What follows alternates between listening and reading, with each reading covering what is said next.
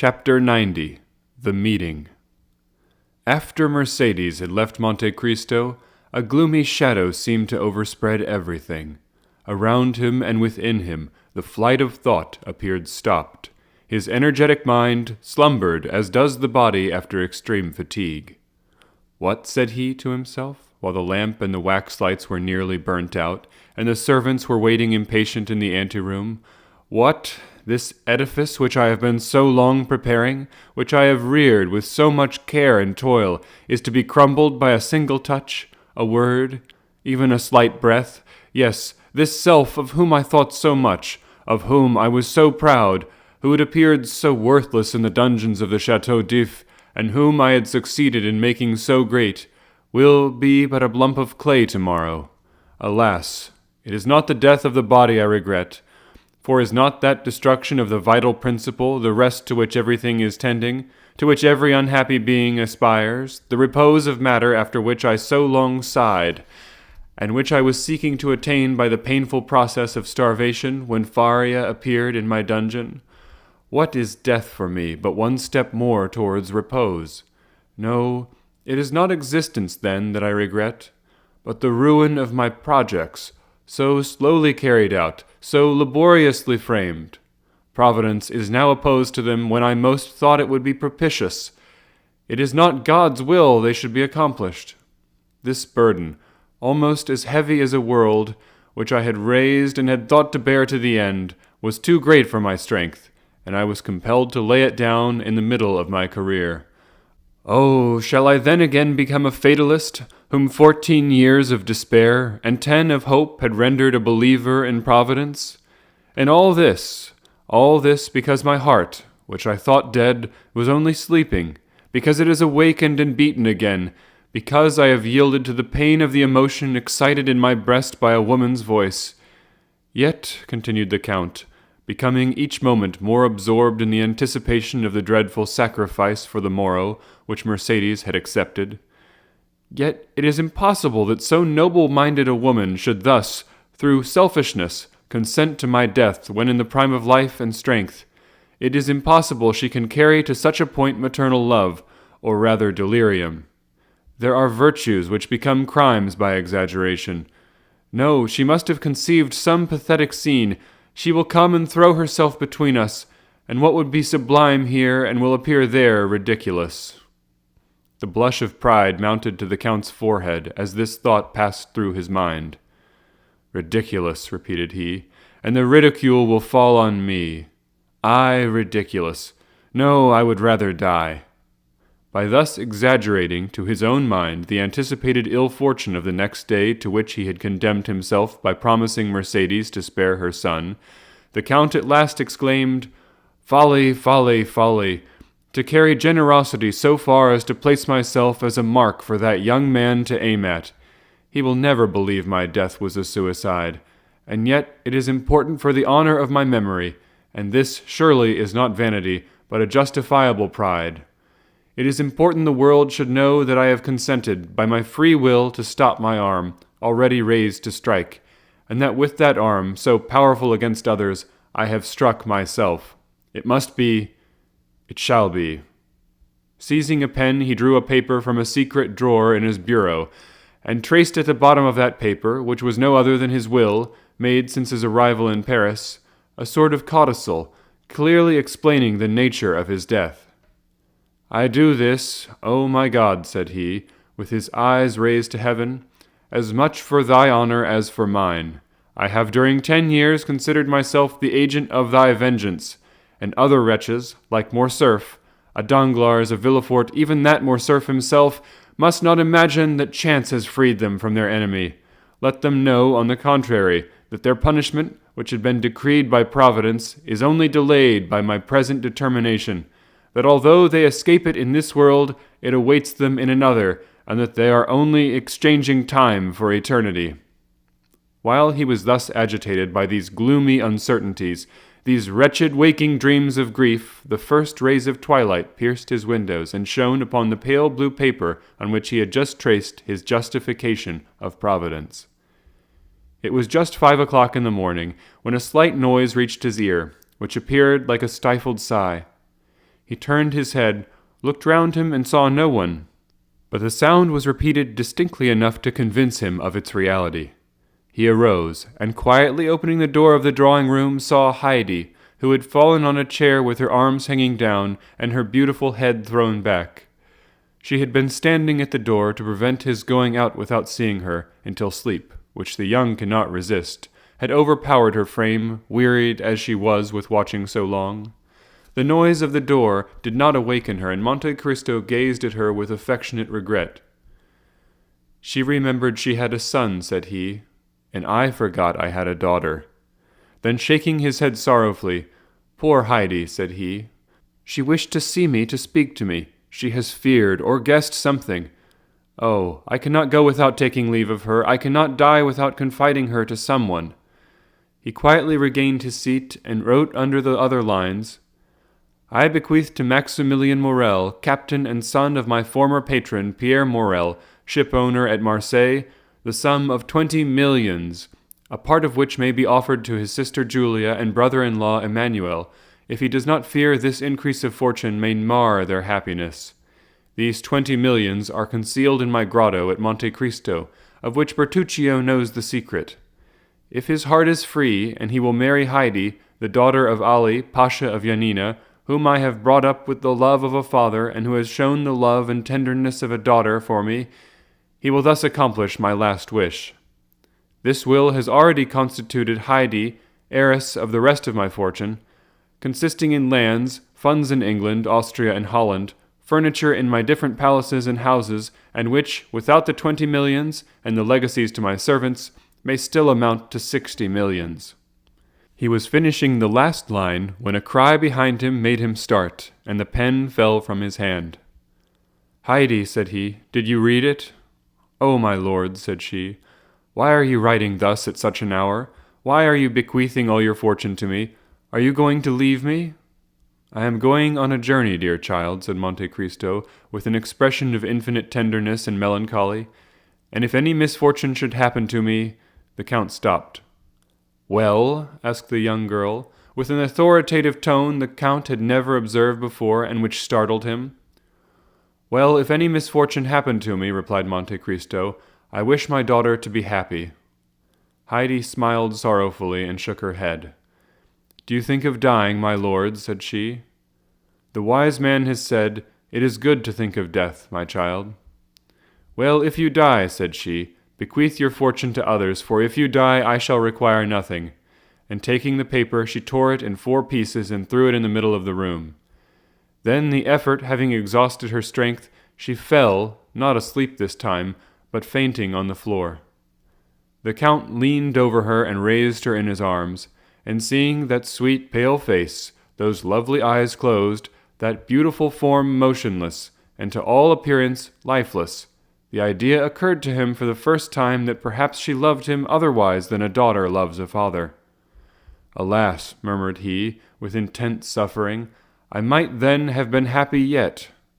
Then he carried Heidi to her room, resigned her to the care of her attendants, and returning to his cabinet, which he shut quickly this time, he again copied the destroyed will. As he was finishing, the sound of a cabriolet entering the yard was heard. Monte Cristo approached the window and saw Maximilien and Emmanuel alight. "Good," said he, "it was time." And he sealed his will with 3 seals. 1 moment afterwards he heard a noise in the drawing-room and went to open the door himself. Morel was there. He had come 20 minutes before the time appointed. "I am perhaps come too soon, Count," said he, "but I frankly acknowledge I have not closed my eyes all night, nor anyone in my house. I required to see you strong in your courageous assurance to recover myself." Monte Cristo could not resist this proof of affection. He not only extended his hand to the young man, but flew to him with open arms. "Morel," said he, "it is a happy day for me to feel that I am beloved by such a man as you. Good morning, Emmanuel. You will come with me, then, Maximilien?" "Did you doubt it?" said the young captain. "But if I were wrong—" "I watched you during the whole scene of that challenge yesterday. I have been thinking of your firmness all this night, and I said, 'Justice must be on your side, or man's countenance is no longer to be relied on.'" "But Morel, Albert is your friend." "A simple acquaintance, sir." "You met him on the same day you first saw me?" "Truly, but I should not have recollected it had you not reminded me." "Thank you, Morel." Then, ringing the bell once, "Look," said he to Ali, who came immediately. "Take that to my solicitor. It is my will, Morel. When I am dead, you will go and examine it." "What?" said Morel. "You dead?" "Yes. Must I not be prepared for everything, dear friend? But what did you do yesterday after you left me?" "I went to Tortoni, where, as I expected, I found Beauchamp and Chateau Renaud. I own I was seeking them." "Why, when all was arranged?" "Listen, Count, the affair is serious and unavoidable." "Did you doubt it?" "No. The offense was public, and everyone is already talking of it." "Well?" "Well, I hope to get an exchange of arms, to substitute the sword for the pistol. The pistol is blind." "Have you succeeded?" asked Monte Cristo quickly, with an imperceptible gleam of hope. "No, for your skill with the sword is so well known." "Ah, who has betrayed me?" "The skillful swordsman whom you have conquered." "And you failed?" "They positively refused." "Morel," said the Count, "have you ever seen me fire a pistol?" "Never." "Well, we have time. Look." Monte Cristo took the pistols he held in his hand when Mercédès entered, and fixing an ace of clubs against the iron plate, with 4 shots he successively shot off the 4 sides of the club. At each shot Morel turned pale. He examined the balls with which Monte Cristo performed this dexterous feat, and saw that they were no larger than deer shot. "It is astonishing," said he. "Look, Emmanuel." Then turning towards Monte Cristo, "Count," said he, "in the name of all that is dear to you, I entreat you not to kill Albert. The unhappy youth has a mother." "You are right," said Monte Cristo, "and I have none." These words were uttered in a tone which made Morel shudder. "You are the offended party, Count." "Doubtless. What does that imply?" "That you will fire first." "I fire first?" "Oh, I obtained, or rather claimed that. We had conceded enough for them to yield us that." "And at what distance?" 20 paces. A terrific smile passed over the Count's lips. "Morel," said he, "do not forget what you have just seen." "The only chance for Albert's safety, then, will arise from your emotion." "I suffer from emotion," said Monte Cristo. "Or from your generosity, my friend. To so good as a marksman as you are, I may say what would appear absurd to another." "What is that?" "Break his arm, wound him, but do not kill him."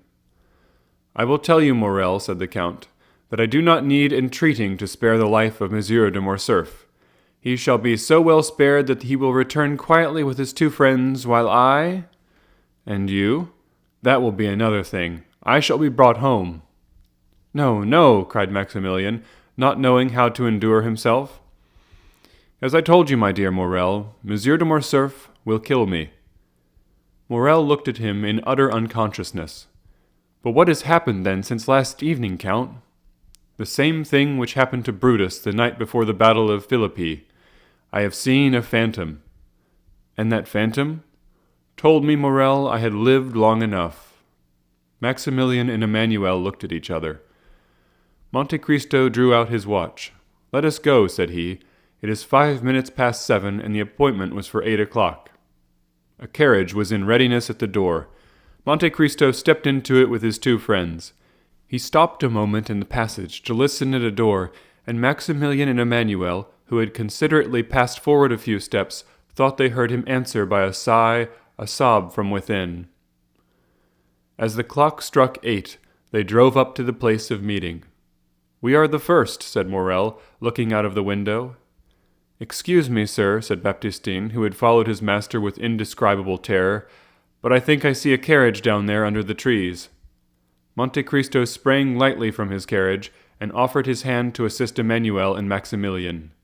The latter retained the Count's hand between his. "I like," said he, "to feel a hand like this when its owner relies on the goodness of his cause." "Truly," said Emmanuel, "I perceive 2 young men down there who are evidently waiting." Monte Cristo drew Morel not aside, but a step or 2 behind his brother-in-law.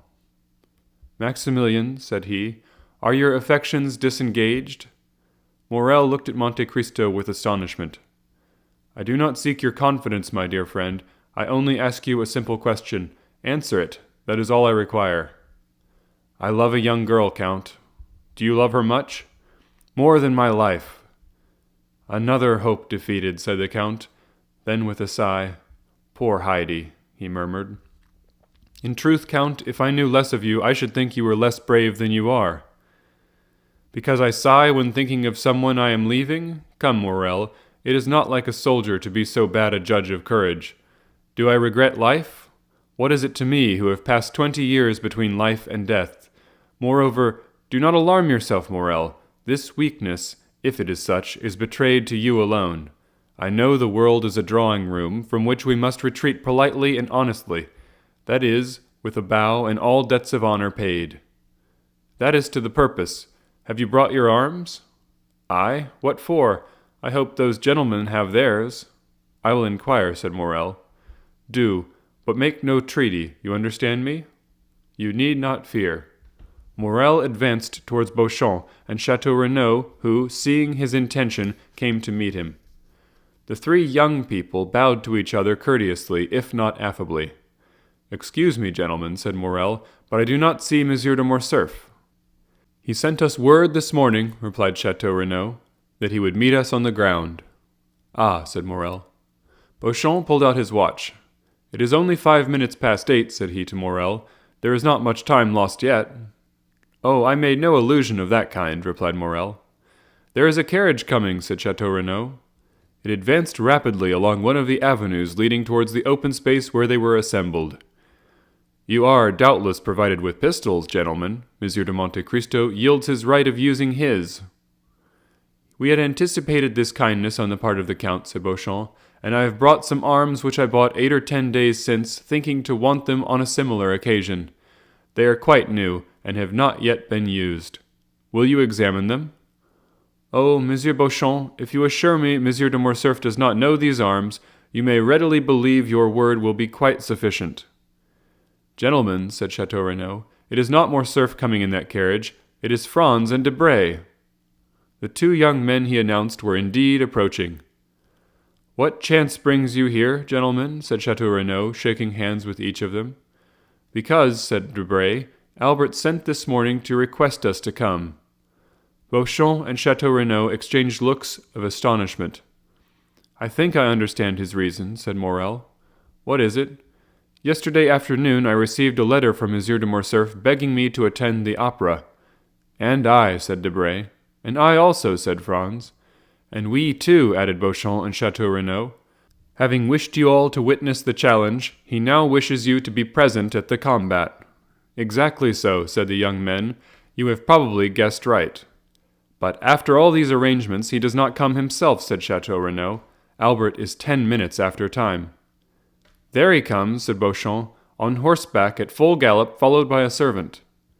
"How imprudent," said Château Renaud, "to come on horseback to fight with the pistol after all the instructions I had given him." "And besides," said Beauchamp, "with a collar above his cravat, an open coat, and white waistcoat. Why, has he not painted a spot upon his heart? It would have been more simple." Meanwhile, Albert had arrived within 10 paces of the group formed by the young men. He jumped from his horse, threw the bridle on his servant's arm, and joined them. He was pale, and his eyes were red and swollen. It was evident he had not slept. A shade of melancholy gravity overspread his countenance, which was not natural to him. "I thank you, gentlemen," said he, "for having complied with my request. I feel extremely grateful for this mark of friendship." Morrel had stepped back as Morcerf approached, and remained at a short distance.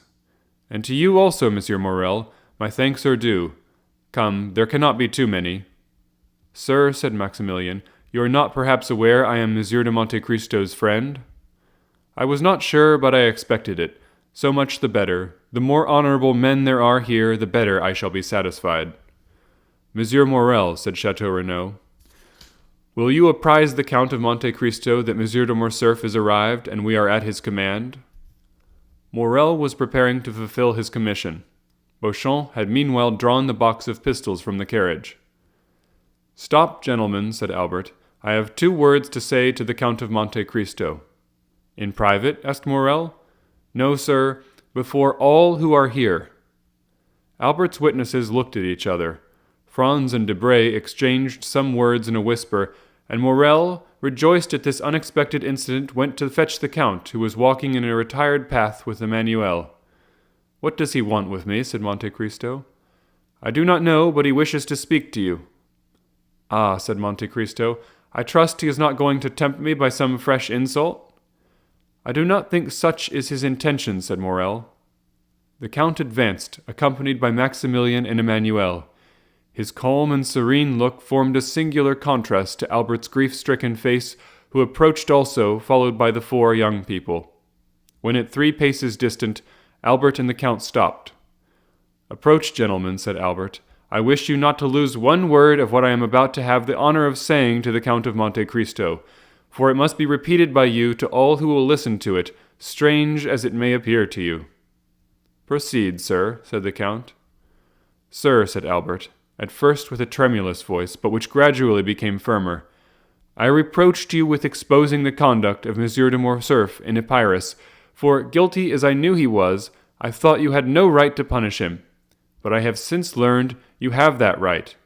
It is not Fernand Mondego's treachery towards Ali Pasha which induces me so readily to excuse you, but the treachery of the fisherman Fernand towards you, and the almost unheard-of miseries which were its consequences. And I say, and proclaim it publicly, that you were justified in revenging yourself on my father, and I, his son, thank you for not using greater severity." Had a thunderbolt fallen in the midst of the spectators of this unexpected scene, it would not have surprised them more than did Albert's declaration. As for Monte Cristo, his eyes slowly rose towards heaven with an expression of infinite gratitude. He could not understand how Albert's fiery nature, of which he had seen so much among the Roman bandits, had suddenly stooped to this humiliation. He recognized the influence of Mercédès, and saw why her noble heart had not opposed the sacrifice she knew beforehand would be useless. "Now, sir," said Albert, "if you think my apology sufficient, pray give me your hand. Next to the merit of infallibility, which you appear to possess, I rank that of candidly acknowledging a fault. But this confession concerns me only. I acted well as a man, but you have acted better than man. An angel alone could have saved one of us from death.